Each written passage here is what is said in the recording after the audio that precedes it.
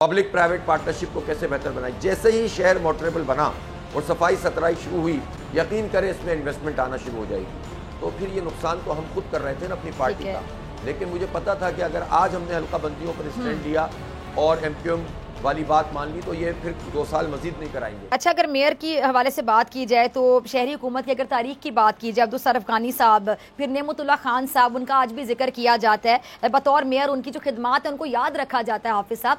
تو پھر اگر جماعت اسلامی کو یہ موقع ملتا ہے جو کہ ملنا چاہیے, تو پھر آپ کی ترجیحات میں کیا کیا ہوگا؟ مطلب اگر آپ سٹارٹ کریں, سب کہہ رہے ہیں کہ نمبر 1 ہیں آپ لوگ اور ماننا چاہیے پیپلز پارٹی کو اس چیز کو, تو یہ آپ باقاعدہ ایک جنگ لڑ رہے ہیں اپنے حق کے لیے, آپ کی پرائیورٹیز میں کیا ہوگا اگر آپ نمبر 1 2 3 اس طرح کر کے ذرا ناظرین کے ساتھ آسان الفاظ میں شیئر کریں؟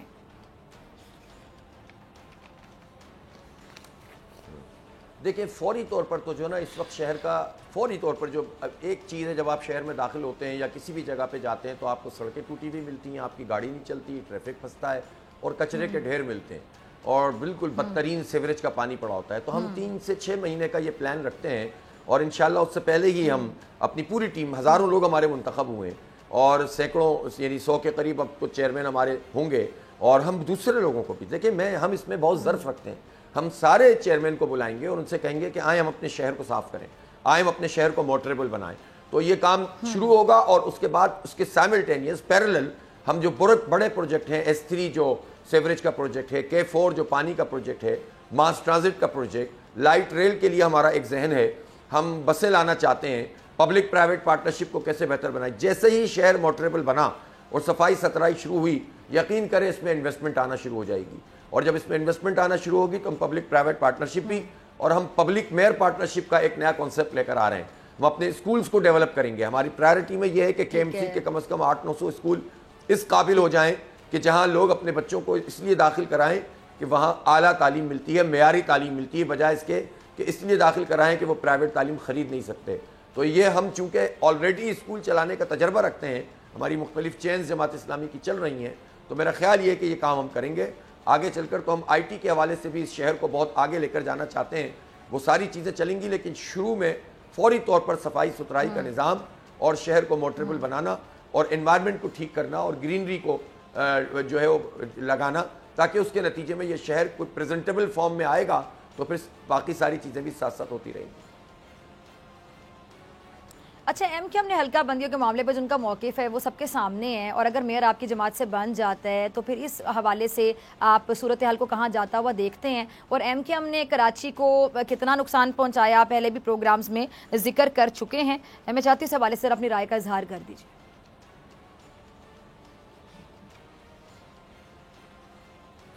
اچھا دیکھیں, MKM کو چاہیے تھا کہ وہ الیکشن لڑتی, چونکہ حلقہ بندیوں پہ اعتراض تو ہمیں بھی ہیں, اور یہ تو ہمیں معلوم تھا, عوامی رائے کے سروے آ رہے تھے کہ جماعت اسلامی سویپ کرنے جا رہی ہے, اور 51% لوگ اس وقت آج سے 1 مہینہ پہلے کہتے تھے کہ میئر جماعت اسلامی کا ہونا چاہیے.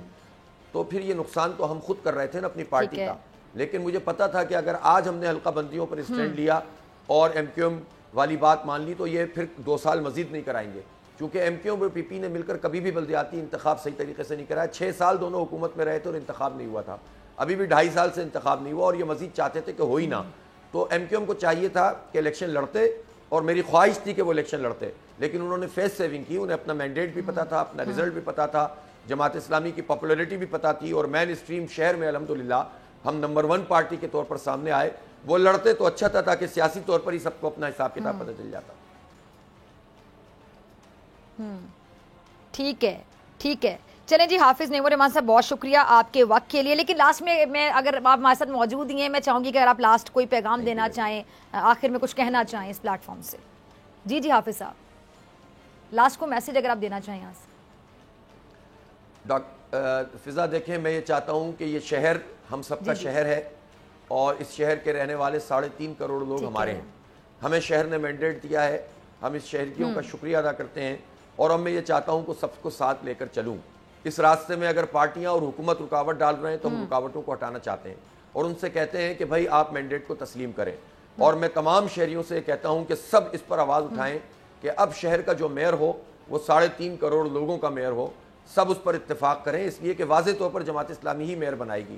جب واضح طور پر ہم میئر بنائیں گے تو میں نہیں چاہتا کہ ایک پارٹی سے ملے تو دوسری ناراض ہو جائے, دوسری سے ملے تو پہلی ناراض ہو جائے, اور دونوں کو بڑا دل کرنا چاہیے اور بڑا حوصلہ. آپ دل بڑا کریں گے, ہم اس سے زیادہ ظرف کا مظاہرہ کریں گے انشاءاللہ, اور اس شہر میں سب کو ساتھ لے کر چلیں گے, سب جگہ کام کریں گے. جو آپ کہہ رہے ہیں نا بڑی اچھی خواہش کا اظہار کریں, بڑی اچھی آپ بات کریں, لیکن کوئی ناراض نہ ہو, سب ساتھ آپ لے کر چلیں. لیکن ایسا کیا ممکن ہو سکتا ہے سیاست میں کہ کوئی ناراض نہ ہو؟ یہ مطلب لگ تو بڑا اچھا رہا ہے سننے میں, لیکن پریکٹیکل ہے یہ بات؟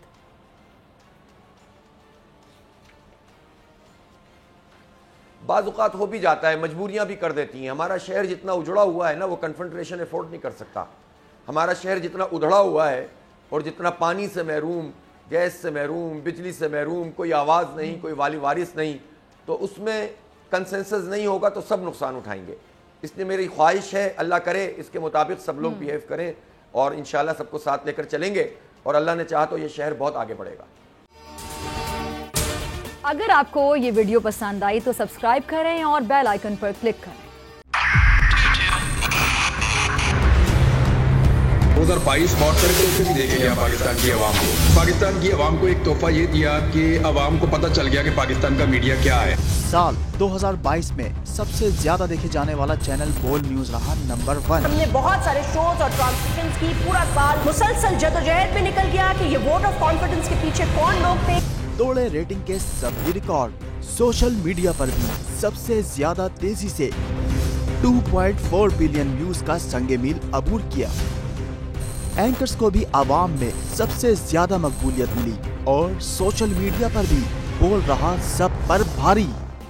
سبسکرائب کریں اور بیل دبائیں تاکہ کوئی خبر رہ نہ جائے.